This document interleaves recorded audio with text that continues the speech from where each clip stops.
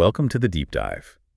Today we're digging into something pretty fascinating, a potential next step for democracy here in the U.S. It's being called the next democracy. Yeah, looking at how our current system might, evolve or get a serious upgrade. It feels really relevant right now. It does. And the materials we looked at point out this kind of paradox, right? Voter turnout is often quite high. People clearly want to participate. Right, you see the numbers. But at the same time, there's this widespread feeling like the system isn't really listening, like your individual vote doesn't quite connect to the actual decisions. Low trust. Exactly. The desire is there, but the impact feels muffled. Indirect, maybe. That's a good way to put it. So this idea of the next democracy, it introduces proxy participation as a potential solution, a bridge. Proxy participation. Yeah, it's about moving beyond just, picking a representative every few years and hoping they get it right. This explores ways for citizens to have a more continuous say, either directly or by delegating their vote on specific issues. Okay, so let's really try to unpack what that might actually look like in practice. Our goal today is to get a clear picture of a functional next democracy model. How does it stack up against what we have now? And what impact could it have? Locally, statewide, maybe even federally. Because this isn't just theoretical, is it? The sources mentioned that there's already a lively civic tech scene working on things like this. Absolutely. It's not appearing out of nowhere. There have been experiments, maybe limited ones, like Place a Vote using liquid democracy concepts. It shows there's a real curiosity, a hunger for different ways to engage. Right, tapping into that feeling of how can we make this work better? But let's be realistic. The sources are clear about the hurdles, too. Oh, definitely. Huge hurdles. You've got intense political polarization, for one. Yeah. Then there's the power of lobbying, the constant battle against misinformation, and institutions don't change easily, do they? Inertia is real. Definitely. So these are major headwinds. To make it more concrete, the sources lay out a couple of pilot scenarios, really interesting thought experiments. Let's start with pilot A. Okay. This one involves an independent candidate, a software engineer, running for Congress in Austin, Texas, specifically. And her whole platform is built around this next democracy idea. Austin makes sense.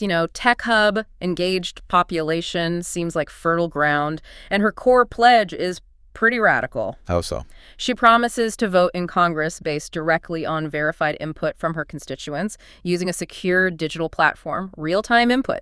So not just listening, but actually voting according to their collective decision. Precisely. And crucially, it includes that proxy delegation we mentioned. Right. Explain that a bit more. Yeah. How does that delegation work? Well, the idea is, look, not everyone has time to research every single bill, right? It's impossible. Yeah, no kidding. So the platform lets you delegate your vote on certain issues, or maybe all issues, to someone you trust. Could be a neighbor who's an expert, a local community leader, maybe even the candidate herself on areas where you trust your judgment. Okay, like digging your influence based on expertise or trust. Exactly. And the platform itself is designed for maximum transparency. Voting open for maybe 10 days, 30 days before a big vote in Congress. And the results are public. Yeah, live tallies, online, sure, but also displayed in public spaces, libraries, community centers, that kind of thing. Trying to make it really visible. And her slogan, "No lobbyist can buy 50,000 votes." That's punchy. It really cuts to the heart of a common frustration, doesn't it? The sense that money talks louder than people. It's a message aimed squarely at democratic reformers. And it's not just about the click-to-vote aspect. The scenario mentions partnerships with civic groups. Right, crucial point. To provide context, summaries, maybe host forums online and offline for deliberation. So it encourages informed voting, not just gut reactions. That seems key. Otherwise, it could just amplify noise. It has to be more than just a poll. And in this scenario, she actually wins, beats a major party incumbent with grassroots support. It suggests this idea could really resonate. So she gets to Congress. What happens then? Her staff's role must change quite a bit. Totally. They become less traditional legislative aides and more like civic facilitators, stewards of this digital infrastructure, helping constituents navigate it, ensuring it runs smoothly. So votes in Congress suddenly involve potentially thousands of people from her district weighing in directly. That's the picture, a direct line. And obviously huge emphasis on data privacy, security, and providing really clear, timely explainers about the legislation. Building and keeping that trust is paramount. Okay, that's a fascinating picture from an outsider candidate. What about pilot scenario B? This involves an incumbent. Yeah, this one shifts to California. An assembly member from Oakland decides to integrate a continuous voting system for state-level bills. An insider trying to change the game from within.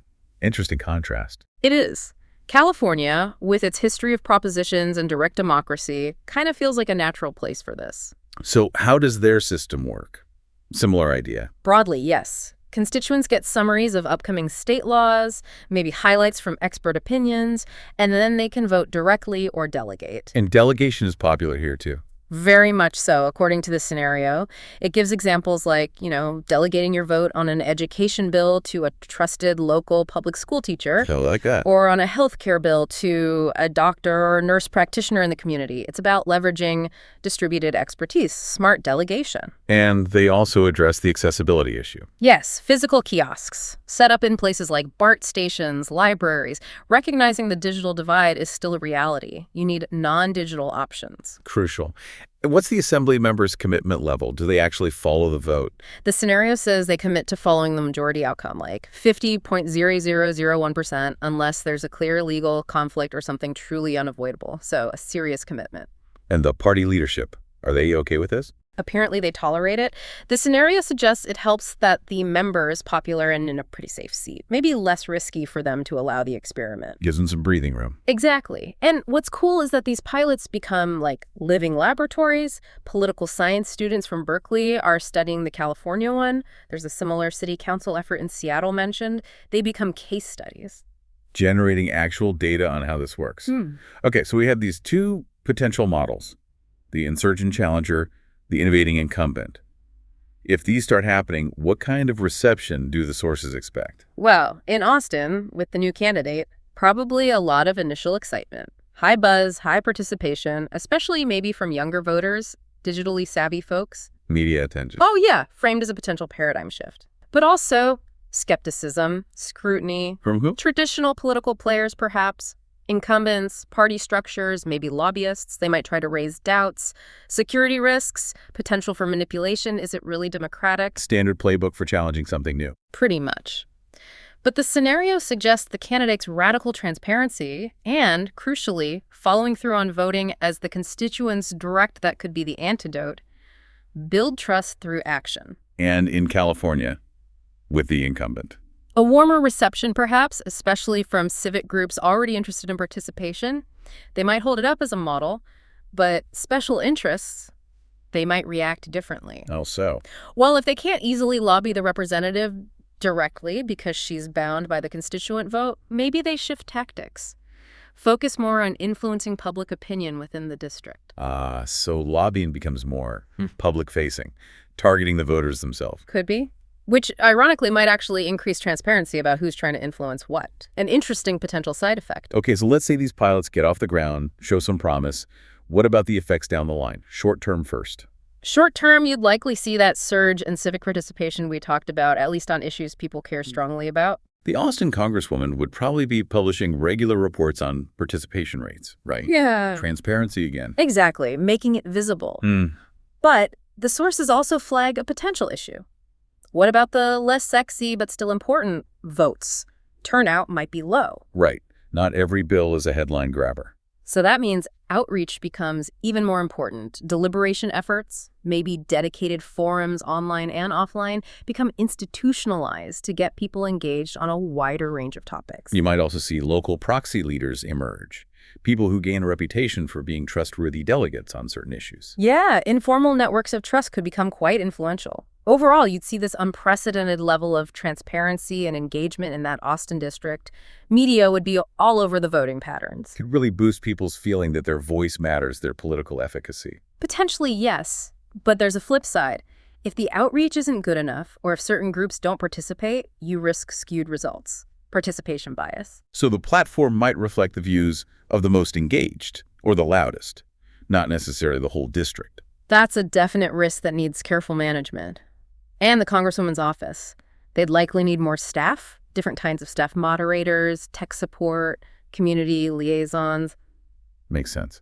Okay, what about the medium term, if this catches on? Well, you could see more candidates running on similar next democracy platforms, maybe not just independents. Could we see, like, a block forming in legislatures? The sources float the idea of a liquid caucus, maybe independents, maybe members of minor parties, or even major party members who adopt this, a cross-party group committed to the principle. Yeah, the tech side. Ideally, a move towards a centralized open source platform, something easily replicable, secure, and trustworthy so every district doesn't have to reinvent the wheel. You might even see traditional parties dipping their toes in, maybe offering next democracy-late pledges in really competitive districts to woo voters. That's possible. And the big question then becomes, does this actually change policy outcomes? Does it affect polarization? What do the sources suggest there? There's a suggestion that constituent-driven decisions, especially on things like infrastructure, maybe healthcare, the environment, issues where there's sometimes broader underlying agreement, might actually moderate partisan extremes. Interesting. Because you're tapping into a wider range of views than just the party activists. Potentially. Meanwhile, in California, you'd have a growing data set. How closely did the assembly members' votes track the constituent input over time? If the alignment is strong and she gets reelected, that's a powerful proof point. Definitely. But you could also see friction. What if the constituents consistently vote against the party line? How does leadership react then? Yeah, that could get awkward. And if several legislators adopt this, you start to see a potential aggregate impact on policy, then the analysis really kicks in. Is next democracy easing gridlock? Or maybe just creating new kinds of divisions? You mentioned the risk of skewed participation earlier. That seems relevant here, too. Could it empower more centrist outcomes, or maybe just the most ideologically committed folks who bother to participate? That's the million-dollar question, really. It likely depends heavily on outreach, platform design, and the specific political culture of the district. So zooming out even further, wider adoption.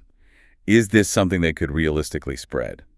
The sources seem optimistic, suggesting it could catch on in state legislatures known for innovation.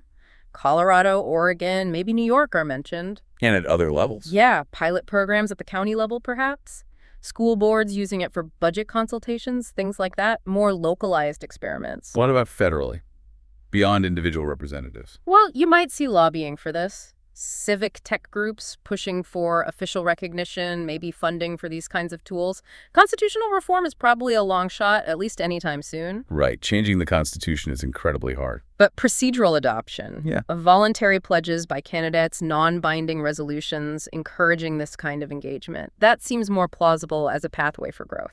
The media could start tracking next Dem candidates as a category. Right, giving it more definition. And think tanks would be busy studying the effects. Does it make voters feel more powerful? Does it make them more resistant to misinformation? Does it actually hold politicians more accountable? And this isn't just a U.S. thing, is it? International interest. The sources mention reformers in Brazil, Germany, Taiwan watching closely. These U.S. pilots could really serve as a global proof of concept for established democracies looking to innovate. How might other countries view it? Non-democracies, for instance. Depends on their narrative, right? They could spin it as inspiring democratic evolution or paint it as chaotic, unstable, and inefficient. Use it to justify their own systems. So the U.S. experiments could become part of that larger global conversation about what democracy looks like in the 21st century. Exactly. Even if it starts small, in a few districts, successful pilots could genuinely reframe our national discussion about representation. It really comes back to that core idea, doesn't it? Yeah. Trying to make participation easier, more transparent, and create more direct accountability. That's the promise. Empowering citizens, potentially at every level of government, in a much more continuous way. So, a final thought for you listening. If this kind of next democracy model did start to gain traction, maybe even just in a few places near you, how might that change how you think about being represented? What could your role become? And maybe flip that around. What do you see as the biggest practical hurdles, the biggest challenges to making something like this work in your own town or community? Lots to chew on there. Definitely. Thanks for diving up with us today.